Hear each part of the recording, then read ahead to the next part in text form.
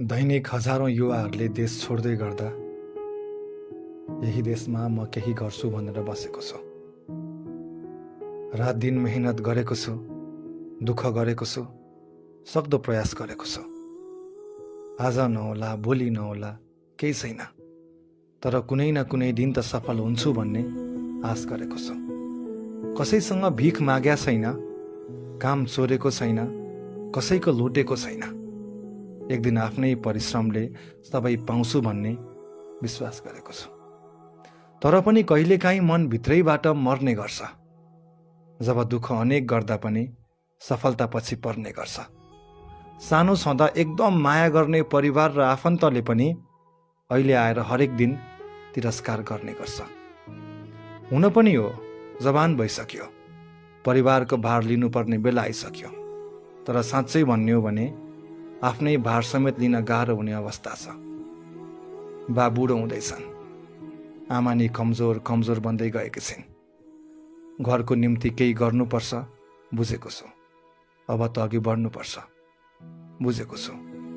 तर पनि खै किन गर्नै सकिन्न। अघि बढ्न खोज्छु, बढ्नै सकिन्न। सँगै 12 पढेर बाहिर गएको साथीले धेरै प्रगति गरेको छ।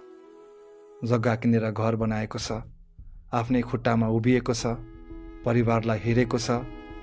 तर आफू जहाँको त्यहीँ छु, अघि बढ्नै सकेको छैन। हो, त्यस्तो बेलामा देशमै बसेर गल्ती गरेकी लाग्छ। त्यस्तो बेलामा देशमै बसेर गल्ती गरेकी लाग्छ। सबैले प्रगति गर्दै गर्दा म आफै पछि परेकी लाग्छ।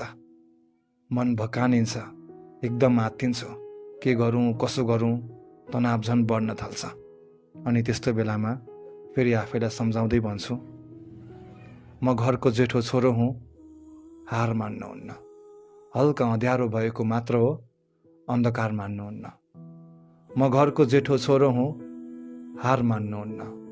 हल्का अँध्यारो भएको मात्र हो, अन्धकार मान्नुहुन्न। हरेकको दिन आउँछ, हरेकको समय आउँछ। हरेकको दिन आउँछ, हरेकको समय आउँछ। सबै अघि बढे भन्दैमा हतार मान्नुहुन्न। म घरको जेठो छोरो हुँ, हार मान्नुहुन्न। हल्का अँध्यारो भएको मात्र हो, अन्धकार मान्नुहुन्न।